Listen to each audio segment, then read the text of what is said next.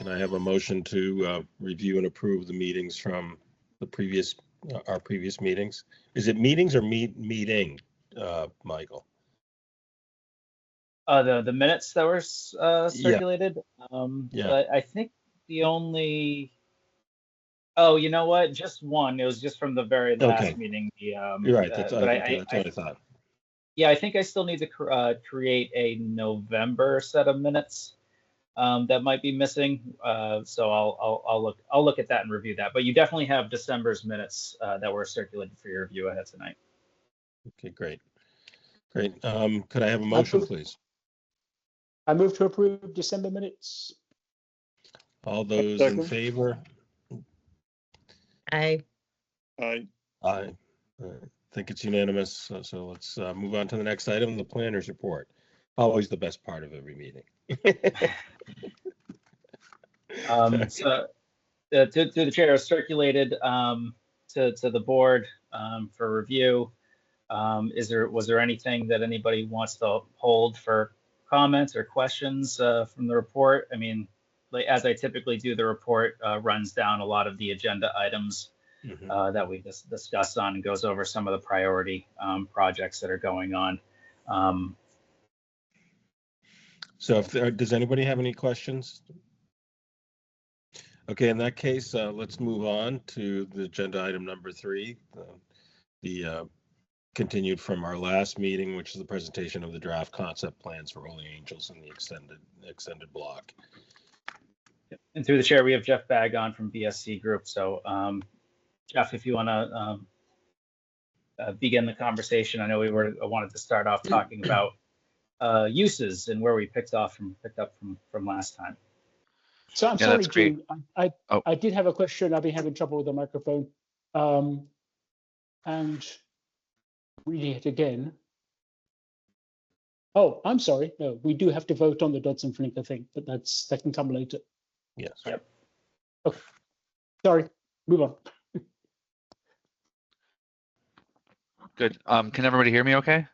Yes. Yep. Great. Hi, everybody. As Michael said, I'm Jeff Bagg with the BSC Group. I was at your meeting in December, and we talked about the feasibility study that's underway for Upton Center, that's the church property, the arcade block, and then the 2 parcels on Grove Street that the town owns. And we, at that meeting, there was a memo provided in a kind of a summary of three preliminary options, and we walked through those. And when we left off, one of the things that we started to talk about was potential uses of proposed buildings and how they would relate to potential parking requirements. And so when we left, I think what I was tasked with doing was looking at some of the parking requirements, not so much revising the concept drawings at this point, but just kind of start to put some pen to paper on how many parking spaces would be required based on certain scenarios. And we've done some of that. I have a preliminary update on that, and I think it's worth a discussion with this group. I think there's a couple questions for everybody to kind of talk about, but the Upton zoning bylaw for this area, the Upton Center Business District, doesn't set specific parking requirements for uses. And what it does is it kind of calls on some pretty common documentation from the Urban Land Institute, and then the ITE, which is the Institute of Traffic Engineers, I think it is. And it's a pretty common way for parking to be calculated based on those documents. So we started to run some numbers, and that's what I wanted to talk about. We also had, something for the church, the discussion of reusing the church, something along the lines of a community space. So if it's okay, I'm going to share my screen and just walk through kind of just one of the scenarios that we laid out. And then I think it'll generate a couple questions and discussion. So let me just get acquainted here with the team's share.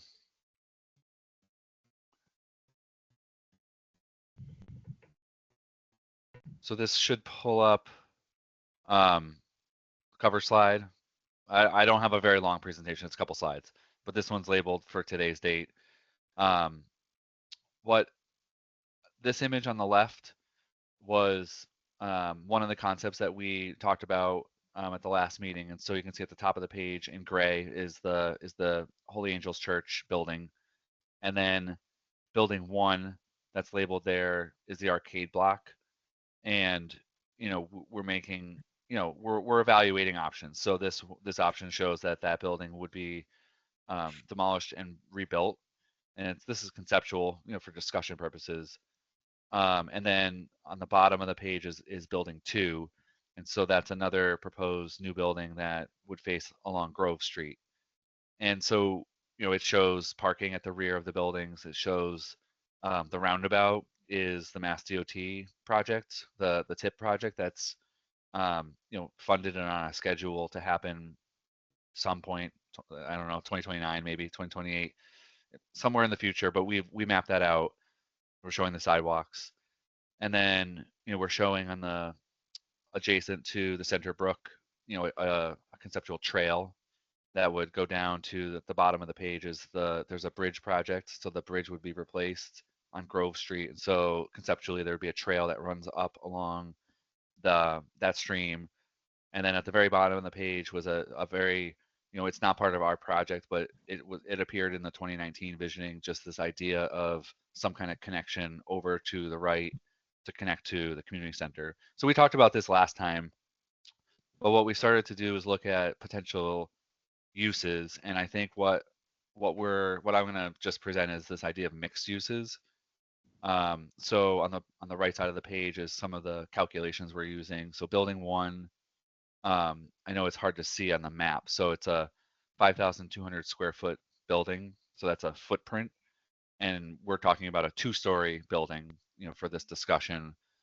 And the first floor would be, hypothetically 2 commercial spaces, each with about 2,000 square feet. So it's a pretty generous sized retail commercial. That was the intent, is retail.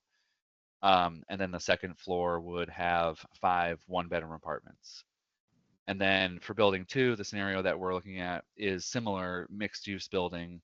This building was just sized a little bit smaller. It's 4,500 square feet in footprint, 2 stories tall. And what that would show is you could do 3 commercial spaces with slightly smaller square footage, so 1,500 square feet for each commercial space on the first floor, and then 4 1-bedroom apartments. And kind of what that shows us based on the ITE calculations is you would have a parking need of 38 spaces to accommodate that arrangement. And the note that I have here is that, with the site constraints, there are some setbacks off of the stream, and there's some riverfront protected areas. What we showed initially was 27 standard parking spaces, sort of in that whole back area. And then there are 5 additional ADA spaces. So we were at about 32. There's, this exercise, there's a lot of different iterations. There's small tweaks that could be made to see if you can squeeze out a couple of those extra spaces and whatnot. But for the time being, we wanted to kind of just talk this through. And I think the important thing to note is that it doesn't really factor in parking for the church.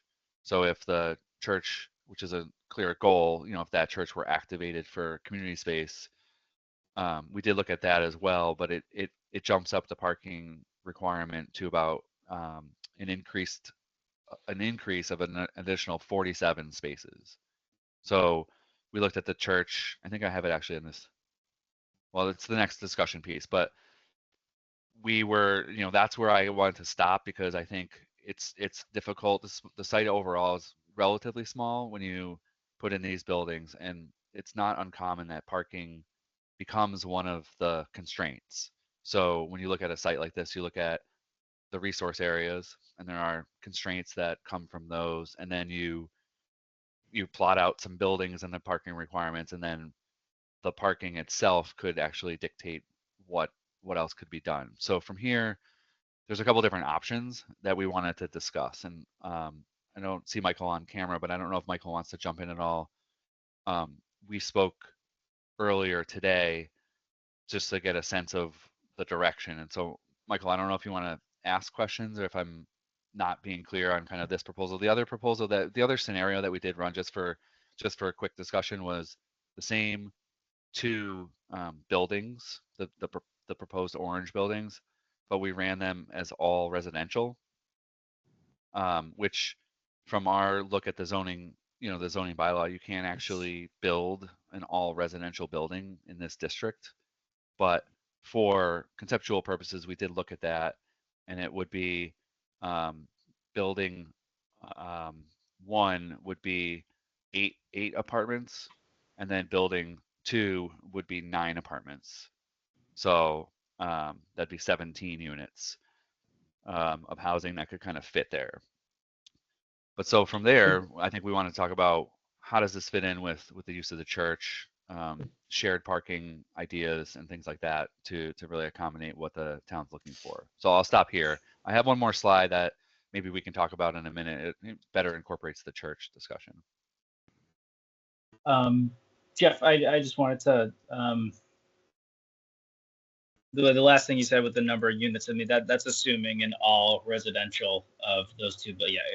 So, Correct. I mean, so what I'd want to know from the committee is, and Dave Griffith's got his hand up, but what I'd want to know from the committee is your opinion about use.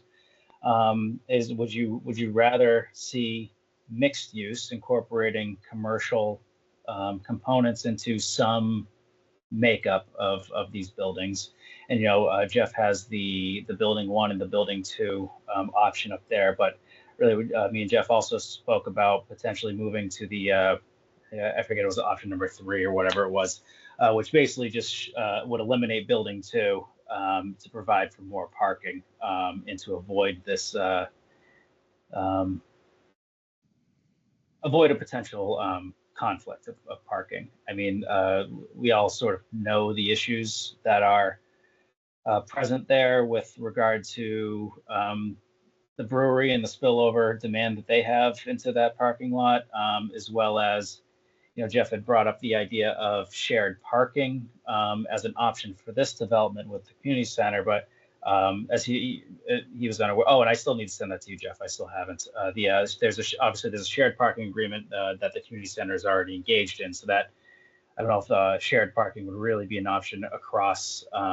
Well, definitely not with the community center, but maybe with something else if we think creatively. But certainly we can move to the option that removes that building number 2 and creating more parking, and the committee can have that conversation as well. But I'll take a step back and leave it to my first question of the uses and what the committee would like to see. I think also we just have to look at the historical context too. So if you could pull up the slide again, Jeff, if you don't mind. Yeah, you want the first slide that I had up before, Yes, and yeah. I was going to splash the other image up, which I have available too, which is what Michael was talking about, the without the second building. So let me start with the first one that you.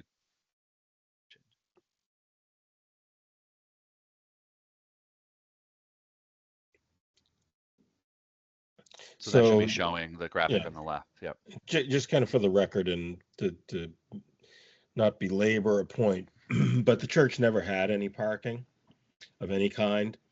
It used the community center parking lot on Sundays and wherever else people could park. The area that the brewery uses now was never allocated to the brewery. The brewery didn't have the rights to that parking area.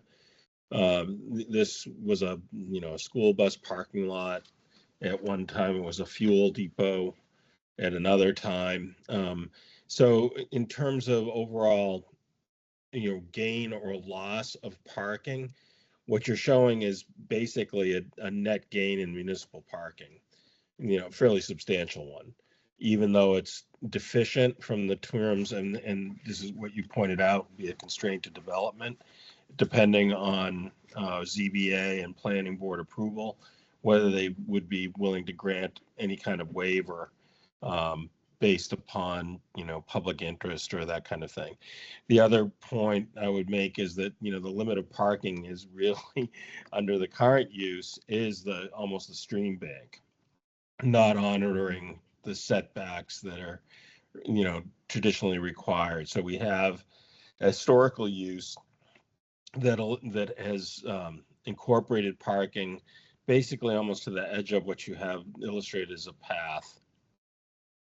So the general goal, from my opinion, the general goal of what we're trying to do is encourage, some development of desirable use down there more than develop municipal parking capacity or new parking capacity. I would like to see, the parking be exemplify what you've done here, which is be attractive and consistent with, a small downtown area, which frankly is often constrained by parking. It doesn't matter whether you go to Stowe, Vermont or Concord, Massachusetts, or other towns, Grafton Town Center. There's never, there isn't parking incorporated in much of these areas.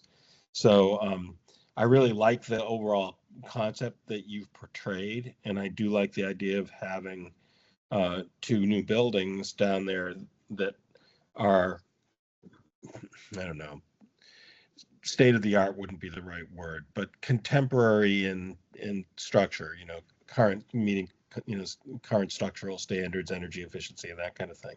Particularly when we have really poorly aging infrastructure in the 2 existing buildings that are there. The Racine building is in terrible shape.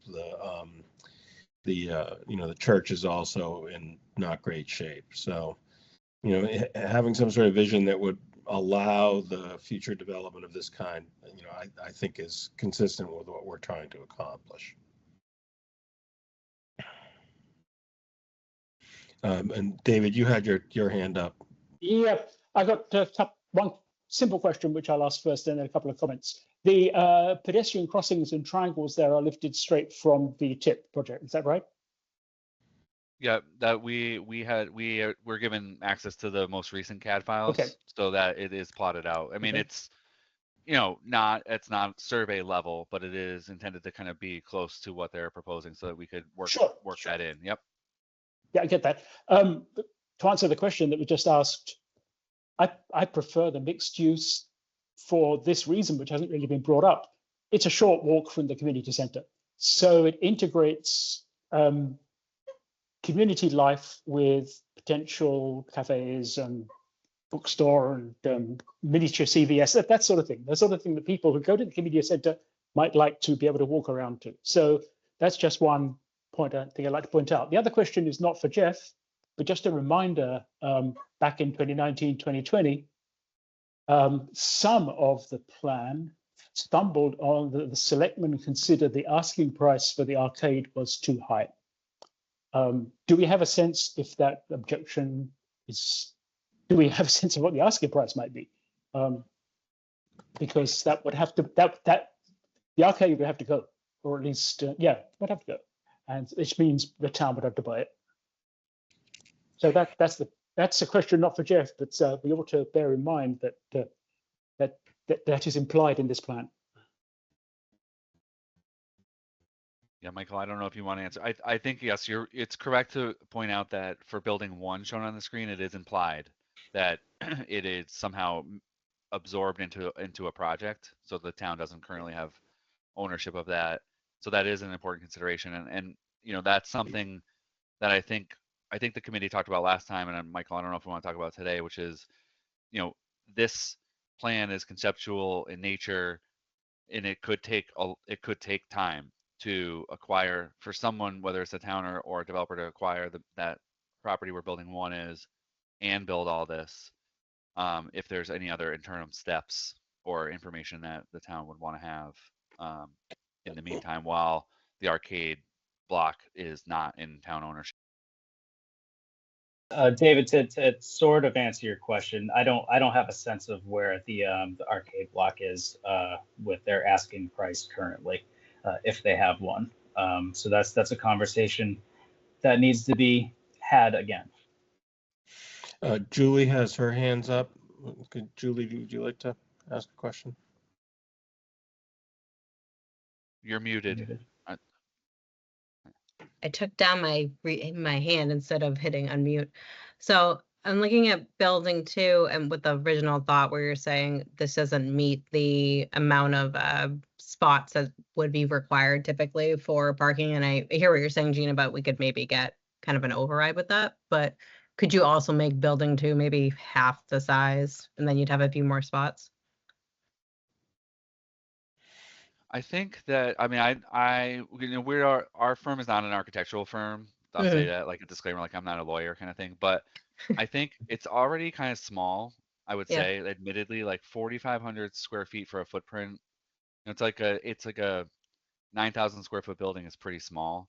So I think we'd want to be really careful with shrinking it more, because then I think that it might not actually end up being financially feasible for someone to go in and build at you don't want it to be too small scale. We did shape it after a couple buildings that we've seen. I think one other option, Julie, if I could, is there might be some ways to squeeze in a few more parking spaces. That if we just didn't want, we're careful with our time and how to manage like the project. We didn't want to take too many steps without touching base. There could be a way to potentially keep looking at the site plan and seeing if there's ways to squeeze out, because a few more parking spaces would almost get you to 38, which is kind of based on the zoning regulations.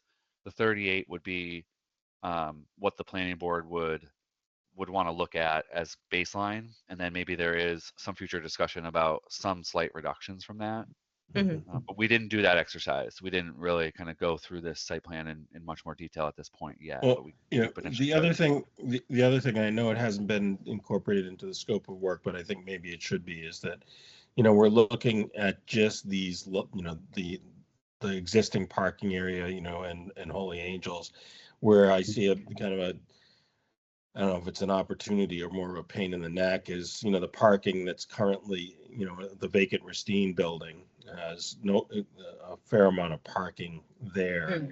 It's awkward parking, but it's hard to have this kind of conceptual overview without incorporating that also, because it's also part of the municipal properties that we're that we're considering reuse of. And is there a way for you guys to easily incorporate that into the parking plan?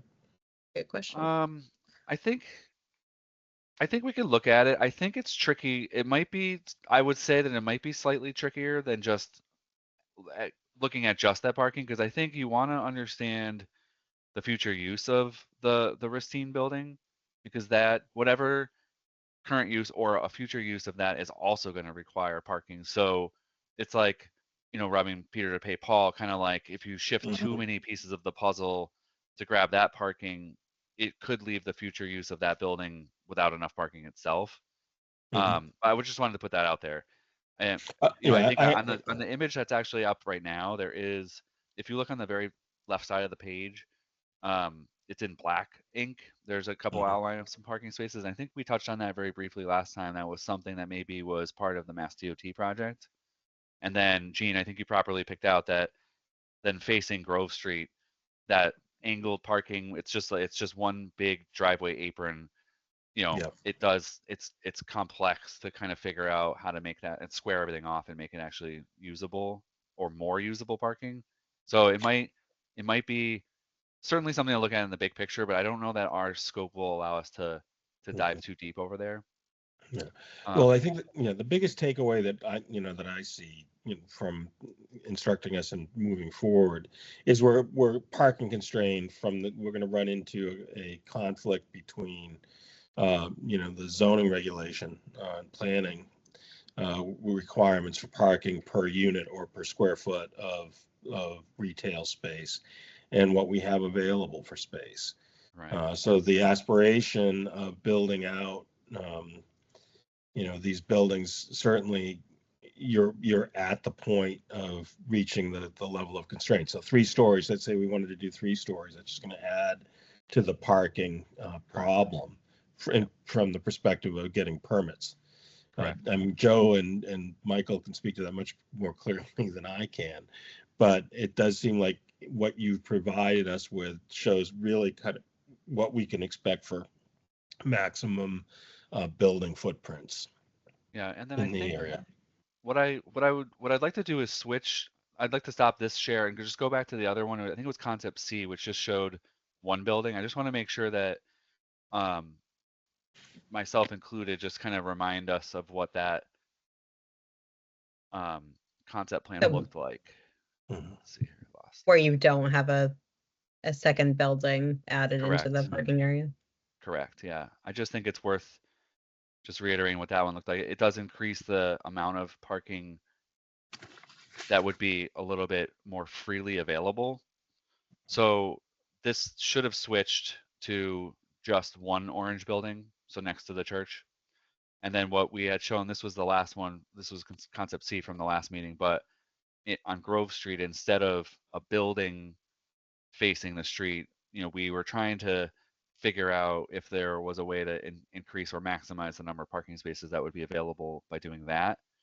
And I know the writing's small, but this bottom area, this bottom parking lot is 31 spaces, so there's a slight increase, and then the top area is 9.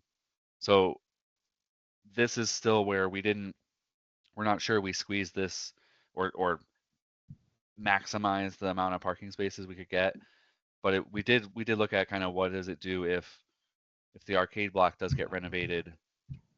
That could be the same arrangement of 2 commercial spaces and 5 apartments.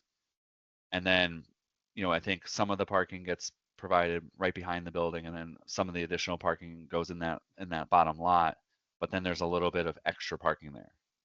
Mhm. And it's not enough to serve the church, but it would serve, 20 spaces or something would be available. And that's kind of what the municipal lot that's out there today has, about 14 spaces. So it kind of preserves extra space for like municipal use under this kind of scenario. So I just It wanted to looks remind like the committee. It looks like a desert, and 2 commercials. I don't think that's Yeah. enough to enhance the downtown. It's my opinion. Yeah, that's I agree. That's what my first thought was. Like, we have what, 4 there right now, 3 or 4. That would be a Commercial lot. spaces, yeah. Yeah. Yeah. I'm sorry, Julie, what I'm misunderstanding your. Meaning, to expand on what David said, that right now there's 3 or 4 commercial spaces in that orange space, and so we would only have 2 in this scenario, which I feel like that would be a bad move to have less commercial space available in Okay. our downtown. Yeah, thank you for clarifying. That's what I was Yeah. trying to understand. Yeah. Okay.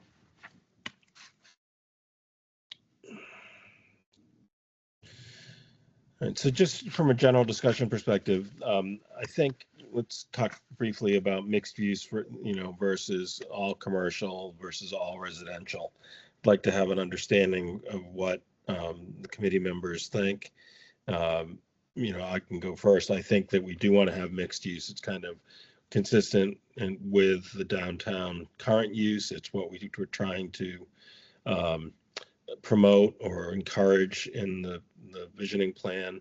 So, I like the idea of mixed use. I'm struggling with, kind of the maximum density and, parking balance. I do think that, we are under no obligation to provide parking to the brewery. It just happens that it works that way right now. I think, we have to look at the best interests of the overall vision for downtown, not so much the interests of the current existing business that's using that parking lot. So my thoughts are I like the mixed use and the 2 buildings. Yeah, I agree with that too. Just throwing it out there, does it have to have the residential component in it? Is that just like standard in any building that's built today for a commercial space, that they do something above? Because that obviously adds spots. Unfortunately, generally, having mixed use is a detraction from development, not a benefit of development. Most developers are either, in my experience, are either interested in commercial space or they're interested in residential development. not both. There are very few developers that cross that line. Oh, so would it There be? is a there is a trend. The Hopkinton drugstore is going to be replaced by a big mixed-use development. The design looks very attractive too. I think There's it's, a trend I to think it's a market analysis kind of thing, but and I think it's slightly different than what Gene said, but I would add, I've heard other things too, which is when a developer comes in to propose a mixed use building, the commercial tenants, it's sometimes hard to land them, but once you do, they're there. But the residential units, are consistent, and oftentimes those will help offset any costs or losses of having the commercial space on the first floor. So the mixed use is good. I did want to share, I forgot to mention this, is that we did look at office space, and I guess I was a little bit surprised, but office space, especially during the week, has the highest demand. It's a higher demand than retail, and it's higher demand than the residential units. So it actually, if you looked at having a 2-story office building, the parking requirements would actually kind of balloon a little bit. So I think mixed use That's might be interesting. the best way to go, at least for keeping the conceptual designs going, because I think you already said it, it's most in line with what the downtown vision would have. I think retail on the first floor is common. I think any kind of retail on the second floor, and getting like office, there's a really quick concern about accessibility and whether you need to make a second floor office space or a second floor retail space handicapped accessible with an elevator. And so I think that's why it's not that common to see a lot of commercial space on the second floor. So it's a little bit anecdotal, but I would support, I think it makes a lot of sense to support the mixed use concept, at least for the conversations moving forward. So you just mentioned something that was interesting to me. So there's in planning documents, I'm sure that this exists, is the demand for parking by use. What would, if it were, let's say the church got turned into a physical therapy center or something like that with medical services, what's the demand for medical services like on parking? I think it would be considered office. Okay. And it's kind of spreadsheet world. Let's see, I'm not sharing my screen at the moment, am I? No. No. So the calculation for office, so just for a quick example, the housing, the dwelling units has the peak demand is on a Sunday, and it's 1.6 parking spaces per unit. And so if you do the numbers, that we had 9 units, and you look at that Sunday peak, that's 15 parking spaces. That's kind of how that calculation worked out. And then for office, the weekday is the peak, and it's 2.4 parking spaces per 1,000 square feet. So that actually bumps up a lot. So I don't know how to answer the physical therapy part, or if you factor in the church. We have not done that. We've been looking at the church in terms of like a community space. And then Michael did remind us that we do want to take a peek at it for residential purposes. So we are looking at that, and the committee, I think we mentioned this last time, but the church had a site plan approval for it in 2015, and they showed 3 housing units in the church, and the parking was in the basement. And so what we're looking at is, being a little, just a little bit, giving it a little leeway if you factor in two dwelling units in the basement, which honestly, we don't really know if that would actually meet building codes, but that would be sort of a maximum of 5 dwelling units in the church. I think without changing the wall configurations or making an addition or something, it is pretty limited to the number of dwelling units that the church could provide, but we didn't look at the office space. Okay. Could one thing, kind of just a technical thing, could you share the slides with us, each of the plans with Michael, so that they could be shared with the committee, so we could blow them up and look at them? You can't really see the print. So when we're looking at the format of these, when you show them on your slide, there isn't a great deal of detail. Like yes, I apologize. I don't see the overlay lines of the wetland setbacks, river setbacks, and things like that. Yeah, I thought that we transmitted the set of them last time, but maybe they didn't get it to you. Maybe they didn't get to you.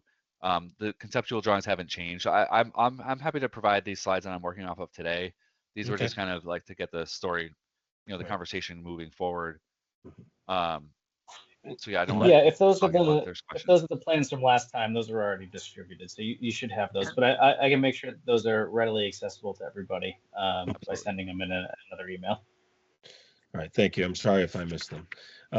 The other question I had was, and I think in your plan, it doesn't show the existing municipal parking, which I kind of think is appropriate, but I want to make sure everybody else understands that, the existing municipal parking lot, the paved lot is, in the way the vision has been showed right now, it incorporates the current lot with what we're anticipating. So it would be dealt with as a cohesive unit rather than two separate pieces of property or two separate lots. And I think that's appropriate. And because I think, that the parking as it exists right now is very awkward. You back up many of the parking, the people that park there have to back up into Grove Street to get in and out, which I don't think is very desirable. So it's not necessarily the most safe. And then you have the slopes on the edge of the parking lot that aren't being, that take up quite a bit of space and some of the parking that would be available. So I just want to make sure everybody understands that this vision would eliminate the current municipal lot and incorporate it into the new vision.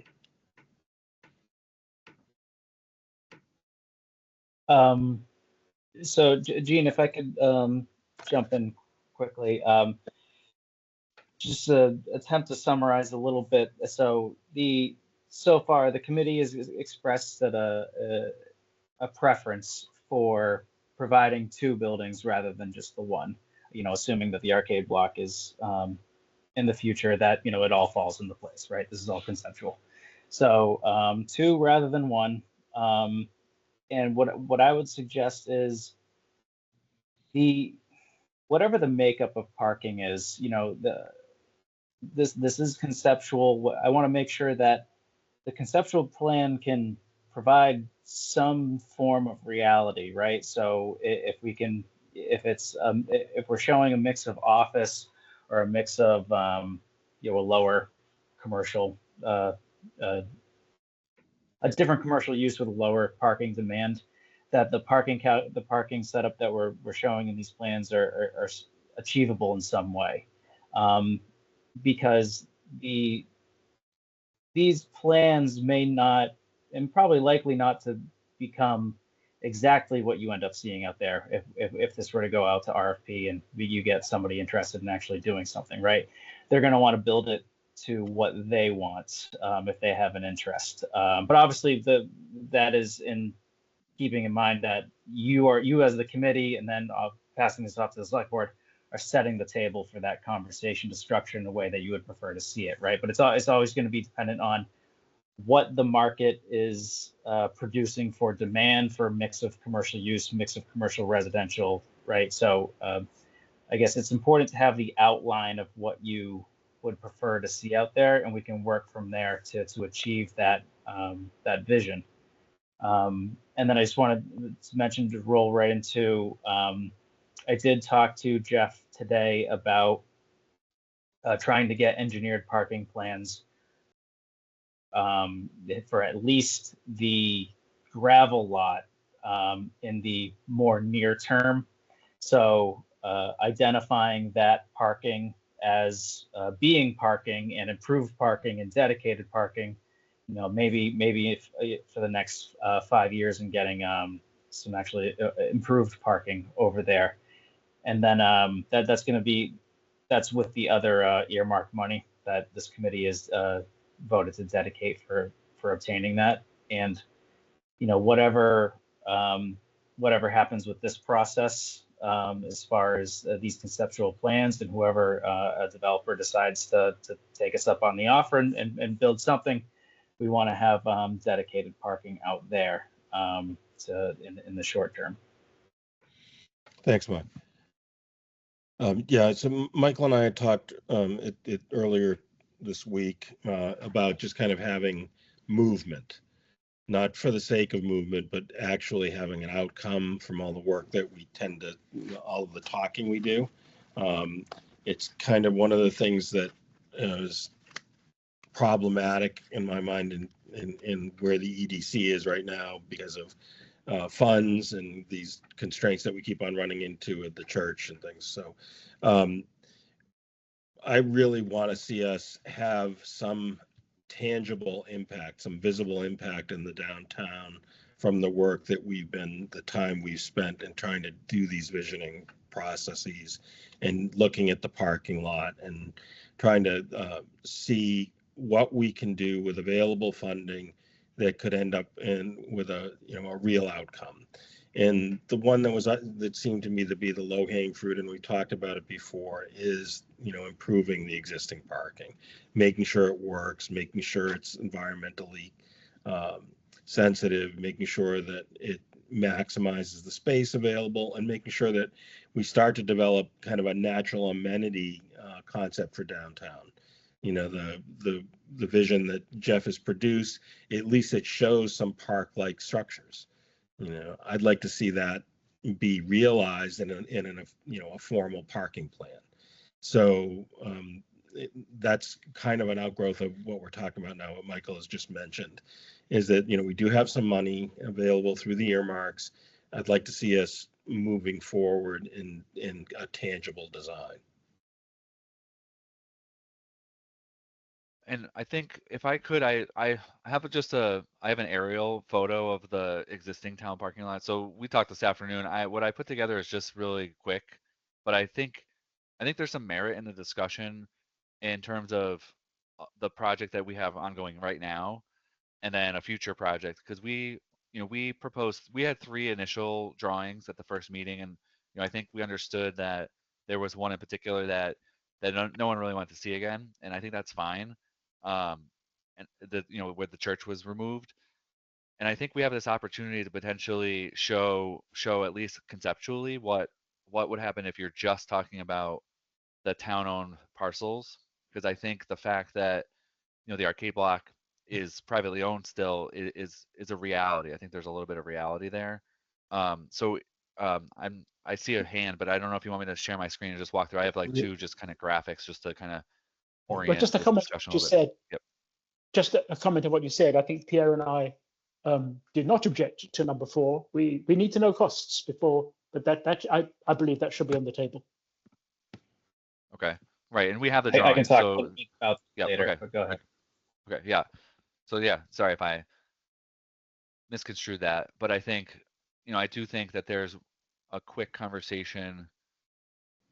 Wait 1 second. The sharing devices here are different than what I'm used to.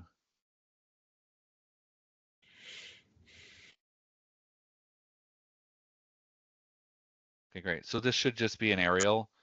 There's some purple, which are property lines, and then the blue on the image on the left. The blue is I just highlighted the number of parking spaces that exist out there today. So there's kind of 11.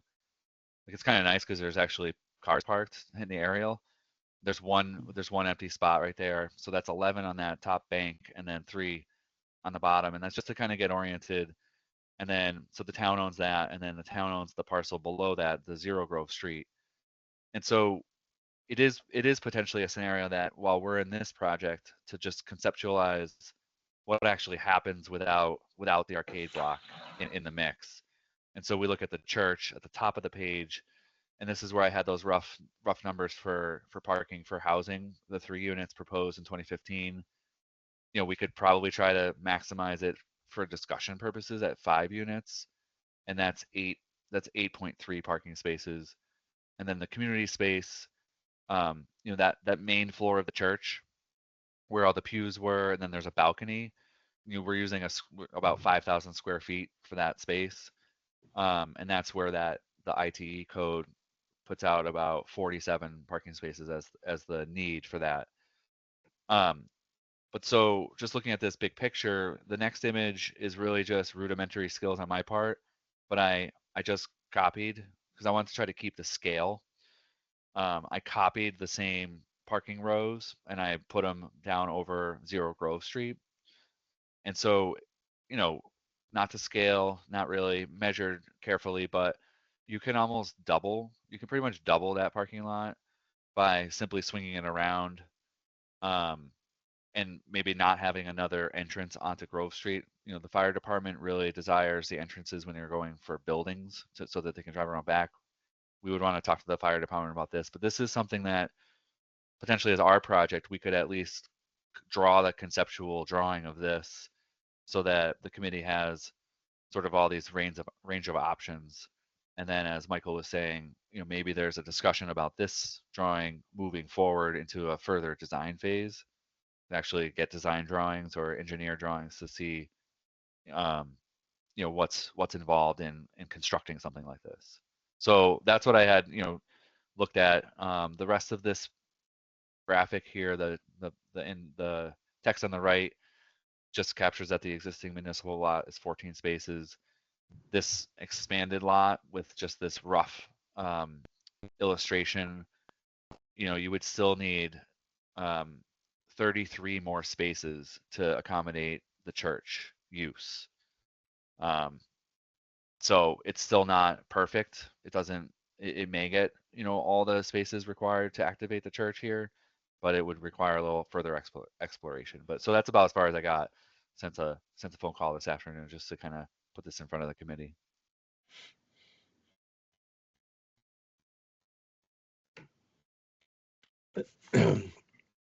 So one of the things I would note on what you showed is the town-owned controlled land overlaid with the conceptual drawing that you originally did. So the ones that showed the buildings in your concept plan, that, you know, basically what I could pick out where there were 2 areas where public amenities, you know, natural amenities could be highlighted and developed even in the short term on currently owned property, you know, with the parking there.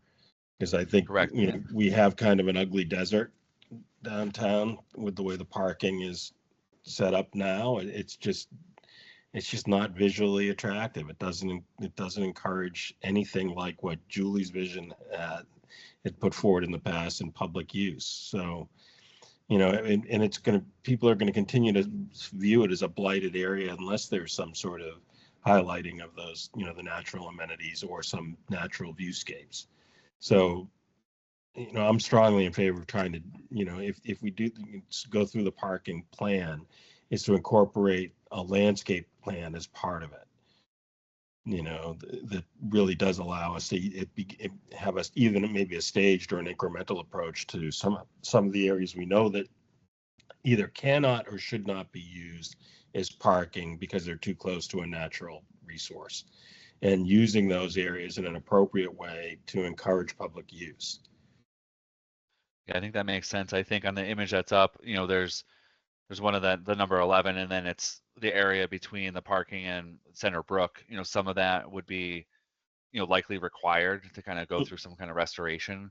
Mm-hmm. And then on the Grove Street side, there's definitely some space there that could be greened up or made and certainly enhanced. So if we do move forward with kind of conceptualizing this, we'll take note of having kind of like proposed landscaping or ways to kind of connect it to the town center, kind of as you described. Joe, go ahead. Why don't you go ahead and you have your hand up? Yeah, so I just wanted to comment that, you know, the small plan there on the right, which definitely shows parking within the Thompson Blocks parcel, because they utilize the gravel lot to access in the rear. If EDC is looking at having BSC prepare a sort of an intermediate parking plan, as like Michael said, we need to, I think we have a leverage point with the Thompson family to allow for access to the rear of their building and in exchange for some sort of parking easement that goes over their parcel. The way that the property line comes in at that angle makes it really less than ideal for us to work with. but that's a negotiation point. It should be pretty easy for us as the town to resolve something like that, since the only thing they can use back there besides area is really for parking anyways. It really is not of use for them, but I just wanted to agree. raise that, just looking at the ortho photo illustration, and realizing that, you know, we can come up with something and get to the table with the Thompson to allow for something more in the illustration on the right.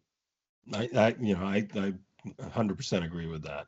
The other question I just had, you know, for both you and Michael, Joe, are, you know, given current existing use and current setbacks from the stream, you can't in a new plan grandfather a non-conforming from the point of view of DEP perspective, a non-conforming encroachment on wetlands, right? So if we had to go forward with a new plan, it would have to meet the current setback requirements. Is my understanding correct? So that you have to regreen some of those areas? I think we'd have to regreen some of it, but we have to recognize that it's already disturbed. Mhm. And that that gives conservation an ability to sort of thread the needle a little bit more between improving a stream buffer area and sort of removing it from that disturbed area to then allow for at least some activity. And I did talk with Michael about trying to get in front of conservation sooner rather than later to get that NRAD approved, so that we can actually start really identifying what that looks like. I think that's been a goal of ours for a long time, get that NRAD approved so that we can actually have those discussions. Yeah, I have it in my notes to start working with Mary about getting that in front of Concom this week. Mm-hmm. And I'd be happy to attend a meeting if it came to the public meetings, and anybody else would be welcome to, I guess, as well. But I really strongly believe it's time for us to have some change on the ground, and I'm trying to figure out ways to make that happen with the resources we have available to us. So through the chair, Jeff, what do you need answered tonight that you don't have answers on to bring us to the next step? I think we've narrowed it down to what I think will become the final plan that we'll start to work to get more detail into, as far as starting to think about number of stories a little bit more critically, and what the final parking should maybe be as a result of the stories and the uses. But I'll throw it to you what you need coming out of this. I think that's helpful. I think, and that's the scenario with the two buildings, the two mixed use buildings. Is that what you? I think so. I described? want to speak for the committee. Yeah. And then we will leave the church parking sort of off of that. Is that, because that's what I was trying to, if I wasn't clear, I apologize. I mean, that's what we're trying to show, is that with two mixed use buildings, the parking that goes behind it gets allocated to those uses. It leaves the church building still, would parking for activating that would need to be addressed somehow, whether that's shared parking at town hall or dispersed elsewhere. But I think that's what I heard. So yeah, I think we would want to sharpen our pencils on that design, and then if it's helpful to the committee, I think we would want to conceptualize the scenario that we just talked about, which is just start to come up with a graphic that shows what could potentially happen with just the two town-owned parcels and adding to that parking lot.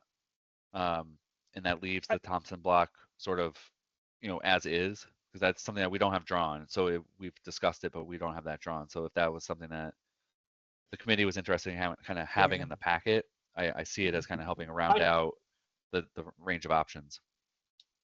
Based on what you said, I'd point out, still harking on option 4, if the church really does prove to be economically unfeasible, that's the only reason we might want to deal with it, and put another building there, doesn't solve the parking problem. It's still the same parking problem. Yeah, the parking problem is a parking problem. That's what I was trying to say at the outset. That parking problem has been there as long as the church has been there. You know, and we just, the unknown of it is kind of keeping us in stasis in terms of what we're doing downtown. We can't allow that to drive everything that happens downtown. You know, I mean, it's not only just the fact that the building is deteriorating, it's actually impeding anything else happening. So we have to take it out of the equation of this parking analysis. Yep. So it sounds like we do want that new scenario though, Jeff, where it's just working with the things that we definitely have access to right now, that parking vision, to really propel, like you're saying, Gene, to make something happen. That's like the most likely to happen, really, is if we're just working with the things we actually have control over right now. And we know those things that we're talking about, both the parking and natural resource areas, will be used immediately. It's not like this is definitely, if we build it, they'll be there. You know, everybody, the kids that go back and forth, the parents that are there all the time for baseball games, the people that are visiting the brewery, all of those, that area is used, benches, picnic tables, all of those things, anything we can do down there will immediately be put into use. Yeah. And it'll probably attract a developer better later if we do acquire the other properties and have a plan figured out. So they instantly will be able to visualize it working, because there'll be that basic amenity that's there that isn't obvious right now that it's there, because it's just not. Not only that, just to Joe's point about the Thompsons and that property, no matter what, that area behind that building, it can only be used for parking. Yeah. Right. So whatever we do in terms of this parking plan will just be linked to parking that gets built there, in the eventuality that gets redeveloped, or even if the Thompsons decide to invest in the property themselves and improve it themselves. I mean, you have to look at, one of the possibilities is the Thompsons maintain ownership of that building, or we have a successor that does not want to tear it down and do something new, but wants to improve it or maybe restore it to its original condition, which was rather attractive. Yeah. Doing a historic renovation of the property. Yep. Then but they're still constrained by the same thing that we're talking about now. They're still going to just be able to use that back area for parking. So it seems to me that we have something with what's been done now that we can move forward with and actually try and start a kind of a backwards redevelopment, not based on buildings, but based on public spaces, which we have control of and that are less expensive to do. Yeah, so I think this works for us. I mean, what I would be prepared to do is come back to the meeting in February, assuming you have it kind of in late February, with that final drawing to show the parking expansion on Grove Street. And then I think we'll have more details on sort of that other concept with the two new buildings. And I think that would set us up for that February meeting. And then it's nice that Joe's here and Michael. I think what we talked about after that was potentially aiming for March to go to the select board, or maybe we have to come back to the committee one more time in March and just really make sure that this committee has all the I's. We have all the I's and T's dotted in March, and then go to the select board with sort of the final summary in April. I think we kind of talked about that as kind of the next couple steps, and those work for us, but I'm amenable to other suggestions of kind of how that would work. Well, I personally, I'd love to have you back in February with with trying to move this forward.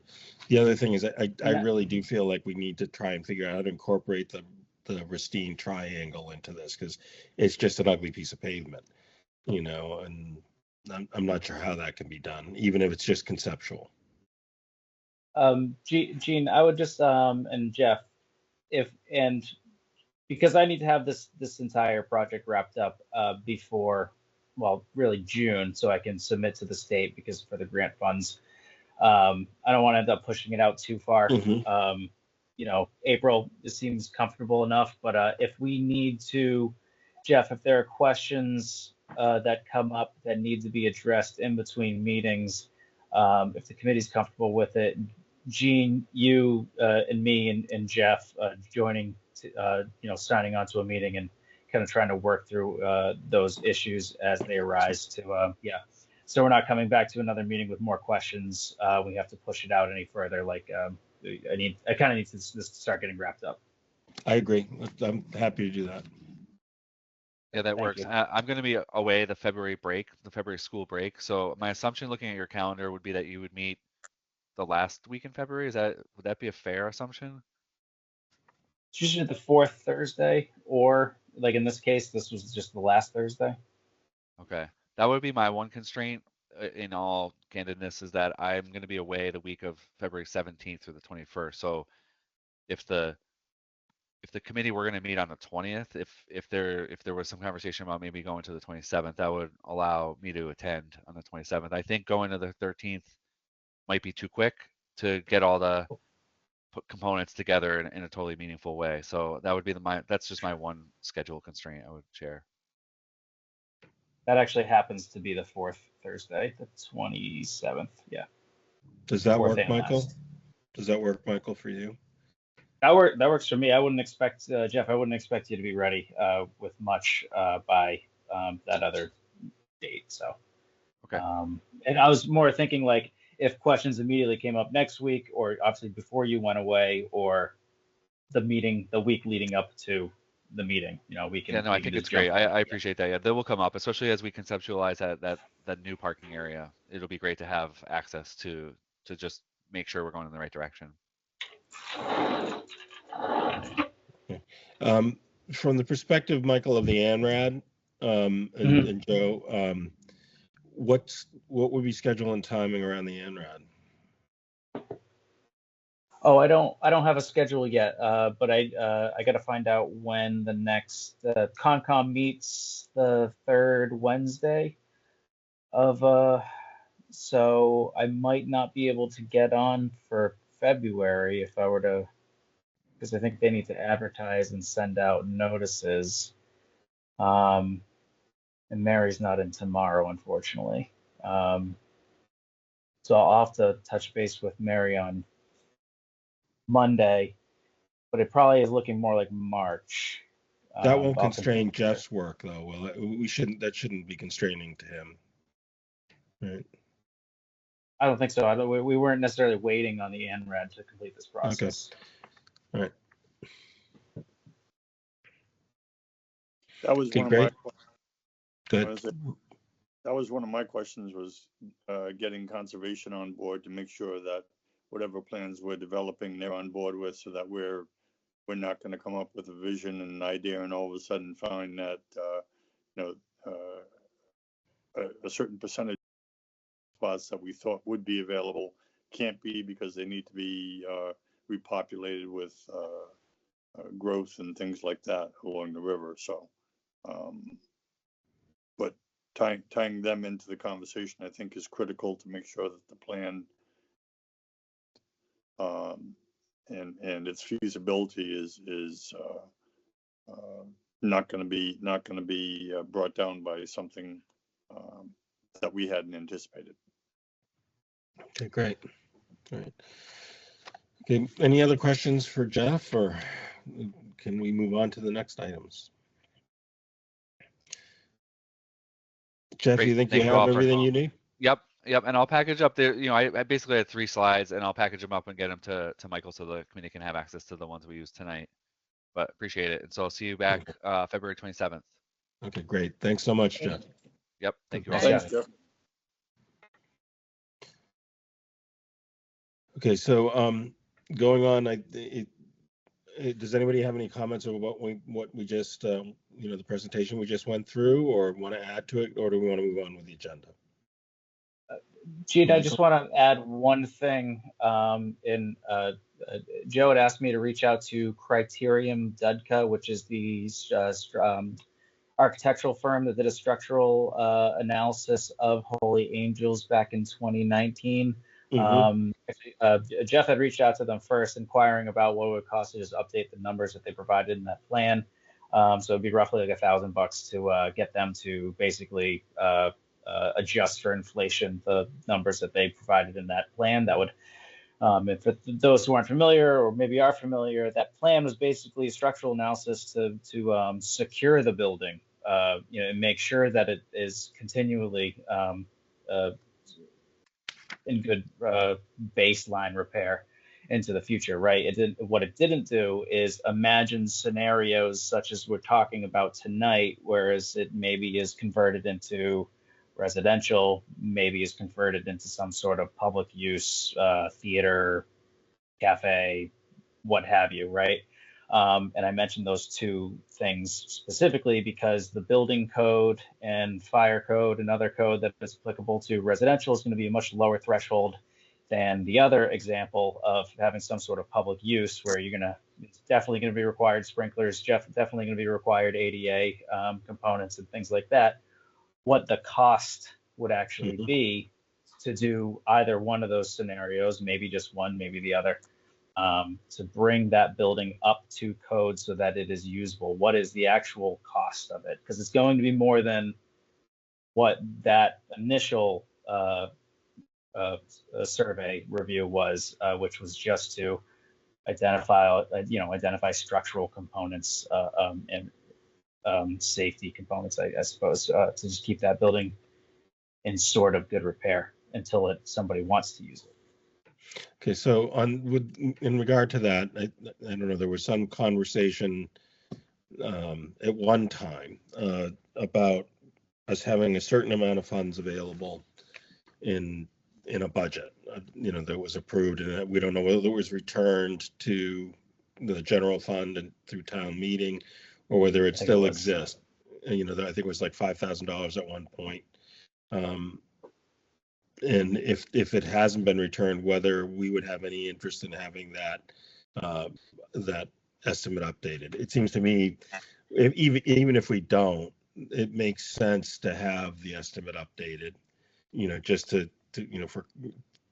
it doesn't make any sense to me that we not have the knowledge of what it would cost to be maintained, never mind improved. It's just not fair to the voters. It's not fair to anybody to have this open item that has such huge impact on the downtown area with no knowledge of what it's going to cost to keep the thing up from falling in, never mind redeveloping it. So I don't know what that status is. Joe, is there still any funds available to EDC that we could deploy on something like that? Late summer, it was before the fall, we sent around a bunch of articles that had not been spent down, and I'd have to look. I think this was one where there was short money left, only 2,700. So that may have been closed out, but I think it was. Realistically, in my mind, I'm thinking of, and this is partly coming from the select board. I'm thinking, and this is Mike and I have a meeting scheduled next week with the company. We're looking at probably a $70,000 effort here to not only look at revisit the structural analysis of the building, look and see what needs to be done to keep it protected, but to cost out HVAC, heating, fire suppression, ADA compliance, what would be needed to make the building eligible to receive a certificate of occupancy, so that at least we can have that dialogue, because the select board is discussing with a group about a performing center community space, for Holy Angels. That group realistically is not going to have the capacity to undertake capital improvements for that building. And if the town is going to be asked for significant investment in making those improvements to Holy Angels, the select board, or at least a member, and I'm doing the research for this, feels that it's important for us to know, like, are we dealing with a $3 to $4 million project? Are we dealing with a $4 to $5 to $6 million project? To just sort of preserve a shell, that is very important to be aware of what that will cost. But depending on what the community wants, we may not be able to get a private entity to come in to do those improvements. And that may be on the town itself, if the town itself wanted to see the true preservation and reuse of that building occur. So long story short, it's the selectmen are aware of it and are moving forward with trying to at least get some understanding of the financial impacts of either maintaining it as it is or moving Right. forward. And to at least let me pull together a scope of work with the budget to seek funding at town meeting. Mhm. Okay, great. So it's not something we need to do have any action on. No, No, not at some point, a vote of support. But I'm pulling together the research now then I anticipate having that as a discussion with the select board, probably at their February 11th meeting, when the folks proposing the venue are coming in to give an update. Okay. Well, I'm all in favor of quantifying, having some good actual data.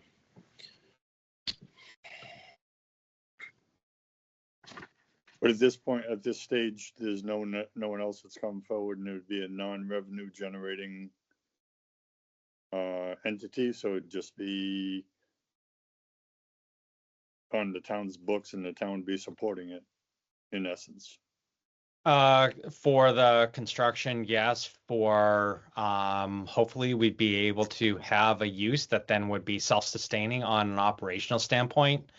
From a municipal finance side, I'm less concerned about the construction cost, the one-time construction costs. I'm always concerned about what we are permanently committing ourselves for funding, from operating a building to staff. That's always the thing that bites us in the long run. Yep.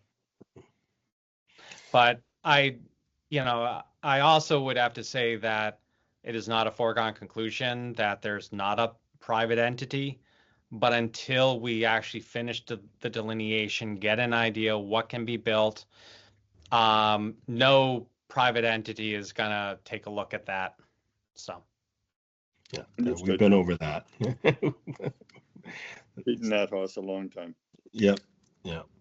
Okay, great. Well, let's move forward. We have a couple other things on our agenda. Some of the things we've kind of dealt with. Others, are just kind of updates. So the public parking vision, moving on to the focus projects, public parking vision earmarks, kind of soliciting bids and bids received. We've kind of covered that, but Yeah. Let's review again, Michael.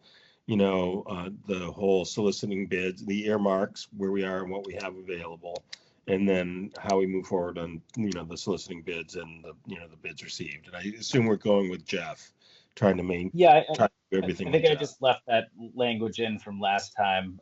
It makes sense, obviously, to work with BSC on this, right? Not only have they designed our parking lot for town hall, or the parklet, the proposed parklet in coordination with revised striping and things with town hall. We've worked with them. We're obviously working with them on this whole area, which includes the parking lot. So it makes sense to solicit them for their services on that, since they've done a lot of the groundwork already, literally.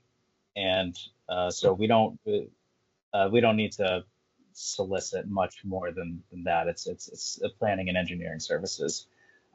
So yeah, that's basically it. Yeah, and so we have a fully formed scope of work that they'd be already, or we just add to the scope of work slightly to incorporate some of the things we've discussed. I'd execute another contract with them separate from this and have a more refined scope of work. So we're not quite there yet. I had that initial conversation with them today about it. So. Okay. And what are we talking about Think in funds? I'm sorry, David, I just want to understand the funding mechanism and how much funds are available. Well, what do we put for that? The funding mechanism is the earmarks. Mm-hmm. And forget how much was actually dedicated. I want to say something like 30,000, but let me bring it up.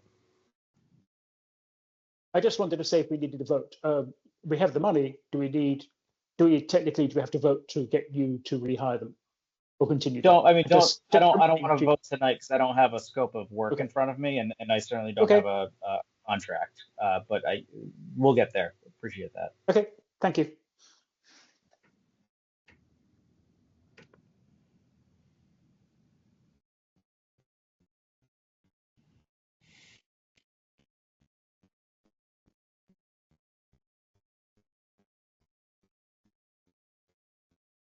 All right, here it is. Hold on.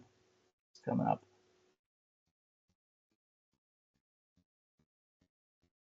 20? No. Oh, this was originally priority 1. So that yeah, it was right on the money. 29,000. I said 30. 29,000. Great. Okay. So moving on, let's go on to the West Upton Center Vision and the earmarks for that, and trying to move forward with Dodson and Flinker on getting that underway. Sorry. So this committee has already voted to reallocate the earmark funds in order to support this project. So that has already been done through the select board. The select board voted to approve the reallocation of those funds. So what I'm just put before the committee tonight is just if you all could reaffirm commitment to that project and pursuing Dodson and Flinker, just because it's been so long, quite honestly. I just want to touch base and reaffirm that is where we're going with this. And if when I get that, I will reach out to Dodson Flinker again. I'll get I'll touch base with them with that scope that they provided that was sent out to this committee a while ago. And I'll get going with them on a contract, which I'll then bring to the select board for their endorsement with this committee's support. So we can take action on that tonight. Right. So have someone make a motion that we make the formal recommendation to the select board that we move forward with Dodson and Flinker with the scope of work that's been provided. Can someone make that motion, please? You're muted, Pierre. Yeah, I make a motion that we move forward with the Dodson Flinker contract to get a update on the West Upton visioning project. Second. All those in favor, since it involves money, let's do a roll call vote. Gene, aye. Pierre, aye. David, aye. Craig, aye. Julie, aye. Okay, great. Unanimous. Thank you. All right. I think the Holy Angels item, I think we've dealt with pretty well, unless Michael, Yes. There's anything to add to. No, okay. Nope. All right. Then implementing solar, there is some, the only thing I need to report on that is my delinquency in attending or coordinating a meeting with Michael and someone else in town that's a solar developer, similar to the people that Julie had brought forward. So Michael and I need to circle back, or I need to circle back with Michael and try and move that discussion forward. Other than that, Julie, have you heard anything from your contact do they still remain interested, or if you haven't heard anything recently? It's just we get those periodic like, hey, what's going on from them. Yeah. I think Michael's on that too, where they're just kind of, Yeah. as soon as we activate them, they would be all in. We're just Yeah. obviously Yeah. not Yeah. full in yet. Yeah, there's a lot up in the air around Yeah. renewable energy development right now. Yeah. Unfortunately, design guidelines. I don't think there's anything for us to do here, but I just want to confirm that. There is not, that's sort of something that's kind of been waiting in the background to once there's time to actually dedicate to it, we can certainly take hold of that. Linda Gay, who had visited this committee before, was all about it and wanted to volunteer her time. Unfortunately, I haven't heard from her on that. So maybe what I'll do is I'll consider. I don't know if the One Stop for Growth is an appropriate application for that to try and find funding, but I'll look into it. I think that a grant, I forget what that, the portal just opened for that. I don't know what the deadline is for grant applications, but I guess long story short, I'll evaluate it for potential grant funding so we can get some movement on that for something to be provided to us on that, because it's a heavy lift. Okay, great. I know, we have discussion of other projects. Judy, you're on, Julie, you're on the hot seat here. Do you have anything that you wanted to add today? I do. I don't know how much you guys want to get into stuff right now because it's 8:30, but Well, so just what I do want to keep in mind is that we have some guests here tonight that are interested in joining the committee. Yeah. I'd like to have them have the opportunity to introduce themselves and what their interests are. So let's go through what you have and try and move it forward and see what we can do. And I can also email this out and we can talk about it next time, since I'm kind of springing it on you. But these Okay. are several different ideas that I had over the last few months on different things we could take on that I feel like are very actionable things that aren't as complicated as some of the bigger things we're working on. Great. I say that being probably fairly naive, especially with the first one we're talking about, like, we just need more sidewalks in town. I feel like that spurs more development and that people can walk to things, and it's more desirable to live in a town that has lots of sidewalks where you can walk around, and most of the towns around here have this basic infrastructure, and I feel like we're kind of lacking in that. Mm-hmm.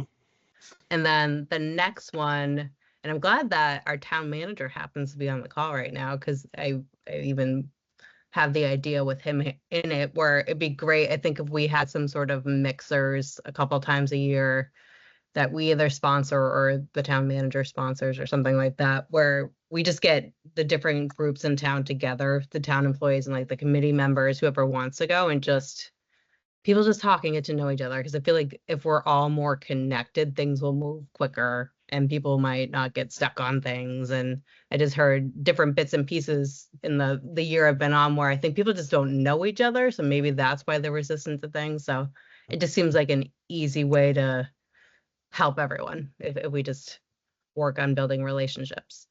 Can I just comment on Sure. that specific item? I have been talking to the select board, and we're probably looking middle to late May before we get into too much approaching the summer for a sort of like a multi-board social type thing, where to get everyone together to talk about priorities, discuss things, and the idea would be to have this on an annual basis. So we're trying to identify a timeline for that. So that fits directly in. I did that in other communities, and it helped facilitate that conversation. So great idea. Yeah. Yeah, Awesome. Julie, we had tried to do that before we had the concept of an all boards meeting. It was around the time of the really was starting to develop and get some traction around the time the COVID hit. Oh. And then it's been paused. Yeah, But it's a great idea. I'm all in favor of it. great. And then my next one was facade design help. I know we have our facade program, but I was thinking, what if we, for the different businesses that maybe didn't partake, maybe it's because they just felt overwhelmed and they didn't have a clear idea of what they wanted to do, and it was beyond just the financial piece of it. And it was something where maybe we work with different members of the historical preservation committee, and like it would be a volunteer thing just to collaborate with willing business owners to see if they needed help coming in with ideas on simple things they could do to improve their facades. Great.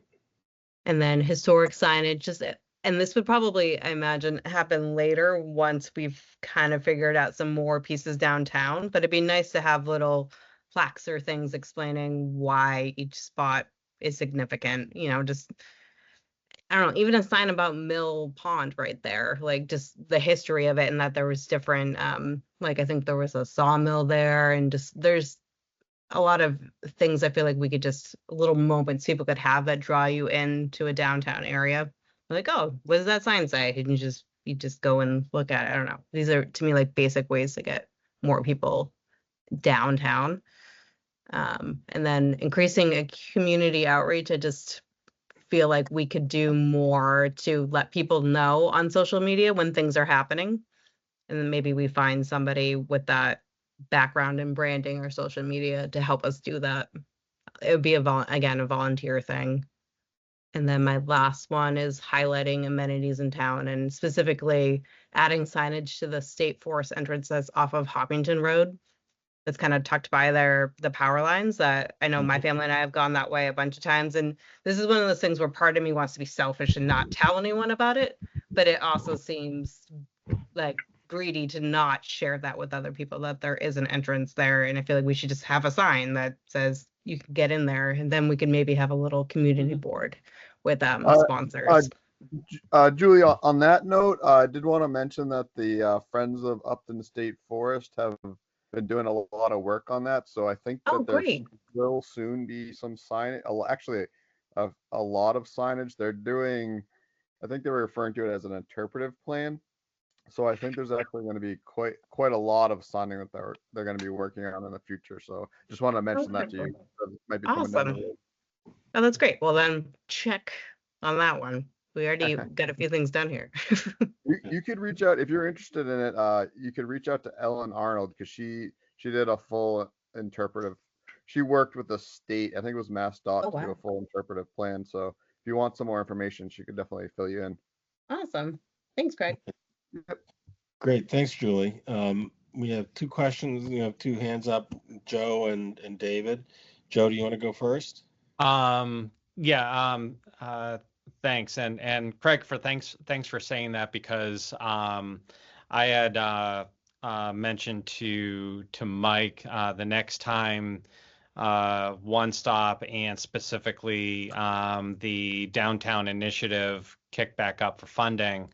Last year, they funded a whole signage plan for Grafton. So not only community destination school town hall, but also recreation areas, field space, and in an effort to sort of overhaul town-wide navigation and signage. So that sort of seems to hit a couple of the things that Julie mentioned as well, and that grant funded retaining a graphic artist to work on a cohesive sign plan that then applied to the whole town. So now that the state grant funds are starting to open back up again, that sounds like that's something that EDC might be supportive of looking into that effort. For sure. I'll reach out to Grafton and ask for what they submitted. I will put our name on it. I just wanted to say, Julie, can you send that around? Absolutely. Yeah, thank you. Thank you. Okay. If there's no other discussion, I'd like to, hear from the people that are potentially interested in joining. Lori, you're on. It seems like we may have lost our other interested party. We lost. Hi, everybody. So I'll give you a little bit of background, I guess, about myself. I had actually been looking at the Economic Development Council, looking for openings for a little while, and it didn't look like there were any, but I understand they were. I think it just may have been the way it was listed in the listing. So I was happy to see that there was some spaces open for it. I've lived in town 38 years. I was a school teacher librarian over in Hopedale many decades. So I've been here quite a while. I was on the Downtown Revisioning Committee, which was a wonderful experience. It was, I don't know, a little over a year. I was very happy with the results of it and the feeling that they want to keep the historical nature of our town and keep it accessible. I've been a library trustee for 31 years, so I was very involved with all the evolutions of the library until the one that we finally have. So I'm happy that we brought people downtown. I'm thrilled there's a senior center with it because I didn't feel like we really had a senior center either. Now we have both. It's very active places, which are wonderful. And now, we're trying to get a critical mass downtown. So I'm hopeful about the kinds of redevelopment that you're speaking of now. So that will be great. I also am one of the co-administrators of Sustainable Upton, which is an environmental group in town that's done many, many projects. We helped get the Lakes, Ponds, and Streams Committee up and running, and now I'm a member of it. And let me think what else. I feel sustainability should be at the heart of what we think about as we're developing as well. So I felt for a while that there should be somebody from Sustainable Upton on it. So I'm hoping to be that person. And I've worked with David quite a bit. I've worked with Mike quite a bit. I've worked with Joe some, and I've known Gene for a long time. And I've worked with his wife, Elise, and the Friends of the Upton Library too. So I'm retired now, so I have a little more, lots of time and interest. So I didn't come to the last meeting, but I did watch the entire presentation that Jeff did, and I thought it was excellent. And so I have a good sense of what's going on, and I guess a pretty good sense of what they must be doing in West Upton, because it must be similar to what we did in this. I live right behind the town hall, so in this part of town. So I live in this little nucleus that's we talking about quite a bit. Yeah. Good.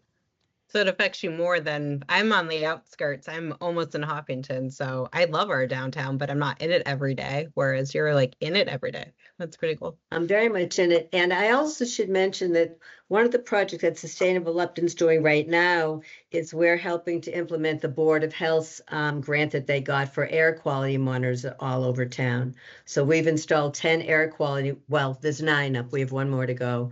They're at the schools, they're at important crossroads where there's a lot of standing traffic, something near the railroad, just so we can keep a sense of how the air is here, and creating a website so people can be alerted if there's a dangerous area and they want to be part of that. So I've worked quite a lot with the Board of Health and different boards in town.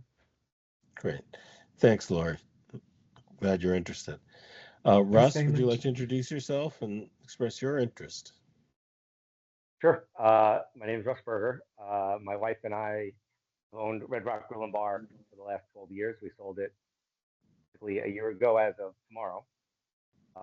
We were Upton residents for about 5 or 6 years before that, so about 17 or 18 years here.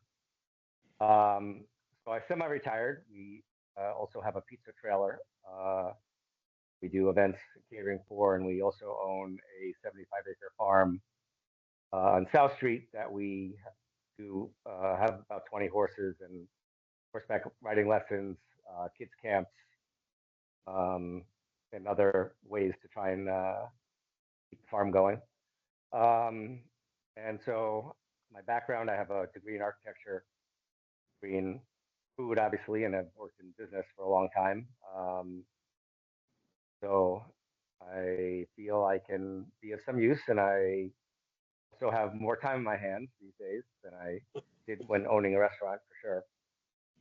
And have always wanted to get more involved in town government. My wife was actually on the Board of Health for several years. I don't know, 3 or 4 years. She was the chairperson of the Board of Health for a year. But she found she couldn't really do both, have the restaurant and that. But so I'd like to get a little more involved, and if I can be of any help and learn what's going on, economically, development-wise in Upton. Great. Great. Thanks for all your years and at the head of the restaurant. Great place to go. Yeah, big fan. Yeah. Me too. Great. Okay, well, when it comes to, so we have the two of you have expressed interest in joining, right? Lori, you put in a request, and Russ, have you done the same thing? Yeah. Okay, good.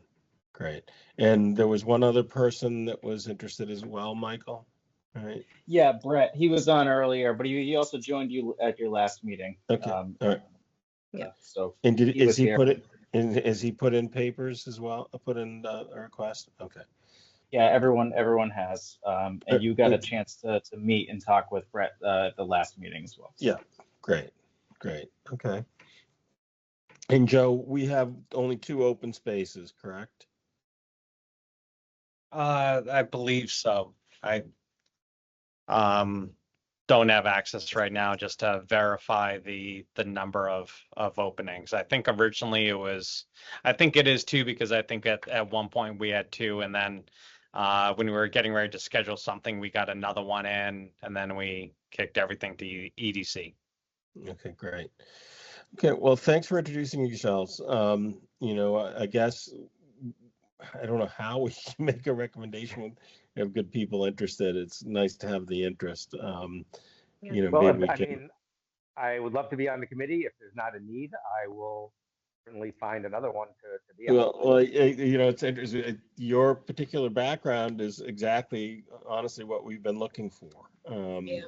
Particularly with, the kind of development we have available in downtown is restaurant space or cafe space or some of the other things that are aspirational. I mean, it would be in the architecture background too. All are really interesting. And Lori, certainly having Sustainable Upton be represented is a great concept, and great as well. So, I guess it's a good problem for you. Yeah, well, it is. I mean, 3 is better than none. Right. Exactly. So let's close the meeting tonight. Unless there's any other business anybody wants to introduce, I think we can close out the meeting, and then I guess we'll have to figure out how we're going to do recommendations, but we can do that at the next meeting. They're going to be the select board was probably going to make appointments at their February 11th meeting. So at the okay, all right. 4th, excuse me, 4th. So next right Tuesday. around the corner. Yeah. Either way, you only meet once a month. So okay, so you guys are I assume your letter of interest to the select boards, that you had some explanation of your interest. Yeah. Me? Yeah. Yeah. Okay. Joe, to the select board then make the decision, and we're just kind of. The EDC does not have to provide a recommendation. Sometimes, we get recommendations. Sometimes the EDC's provided a recommendation on one person, say, hey, we fully support this person. If the EDC has the opinion, hey, you have 3 interested people, we think any of them would benefit the EDC, that can be it, and just throw the ball to the select board to talk with all 3. Can they expand the membership to 7 just like that? I'm sorry, what, David? Can they expand the membership to 7 just on the spot? Or be 8 8 to 8. Yeah. 8. Who else is missing? Sorry, who did I forget? You have 5 on the board. Yeah, we have 5 on the board right now. So there's just So you have two two. vacancies. Okay. Well, it's nice to know that we're one, we're Sorry. popular. I wasn't counting myself. I'm sorry. We're either popular or viewed as incompetent and needing greater support. Yeah, I was thinking about that too. I'm like, which is it? We're I either was counting- great. I was I think counting it's the an big important windows, not mission. the small one. All right. Does anybody have any feelings about making a recommendation right now? That's hard. It's hard. That's really hard. Yeah. You're both great, but Brett was great too. So it's, yeah. This is why I'm not like the boss at the top of things, because I can't make those tough choices. I mean, Well, I I would do suggest know. you probably So kick us off it- before you have that all right. discussion. I really am grateful that we have your interest. I do, and just as I said to Russ, I really want to have business owners. We don't have really any business owners on the committee right now that have businesses in town, and that's a unique perspective. So if it comes, Joe, like if I had to say I want one, I would really like to encourage Russ to be considered and have him potentially join us. That's my own 2 cents worth. Lori has a great perspective too, though, and I love Yeah. that sustainability component to bring that in together, because we're touching ever so lightly on it with the solar Yeah. exploration, but that's something I personally care a lot about. So I would like to have And that I also, viewpoint the fact that, too. and the fact that she lives downtown is Yeah. dealing, our major focus has been around that and has been so involved in the community center and Yeah. the library are all, strong, very strong elements of our needs. So in any case, like I said, I'm really glad we have your interest. Yeah. Okay, could we, does anybody want to make a motion to adjourn? Motion Move to to adjourn. Okay, second. Oh, wait a minute. Okay. We didn't set the next meeting, 27th. I Okay. thought we had agreed upon 27th, yeah. Yeah. We hadn't taken the action. We just said to Jeff that it was going to be on the 27th. But yeah, we have to take the action. So the next meeting will be on the 27th, correct? Yeah. Mhm. Yes. All right. At 7. Great. All right. Okay. Now we can make the motion to adjourn. Motion to adjourn. All right. Second. Aye. Aye. Thanks, everybody.